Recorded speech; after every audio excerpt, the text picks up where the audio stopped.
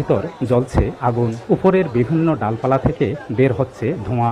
এমন আজব ঘটনা দেখতে ভিড় করছেন উৎসুক জনতা।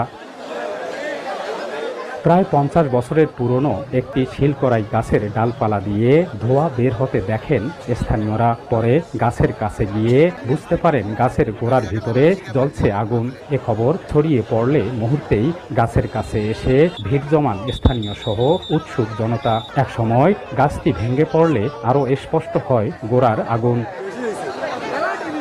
কুড়িগ্রামের চিলমারি রমনা স্টেশন অফিস রুমের দক্ষিণ পাশে অবস্থান এই শিলকড়াই গাছটির। এই গাছের ছায়ায় সময় কাটান ট্রেনের যাত্রী সহ স্থানীয়রা। কিন্তু জীবন্ত গাছের গোড়ার ভিতরে আগুন এবং ডালপালা দিয়ে ধোঁয়া বের হওয়ার ঘটনা দেখে অবাক হন তারা।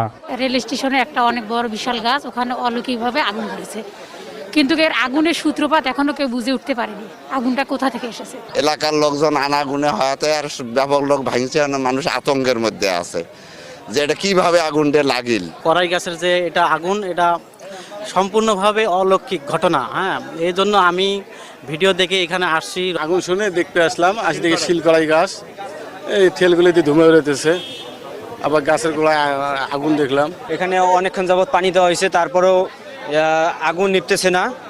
তো এটা আসলে এক অন্যরকম একটা কাহিনী, যার কারণে আমরা এলাকাবাসী একটু আতঙ্কিত।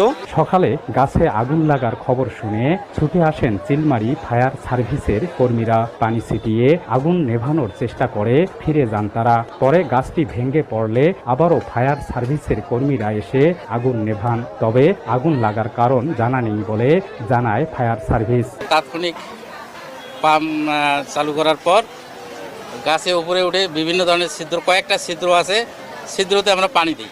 আগুনটা যে কিভাবে ধরে এটা তো আমরা বলতে পারতেছি না। এখন নিচে হয়তো বা অনেকে খড়কুটা ফেলে।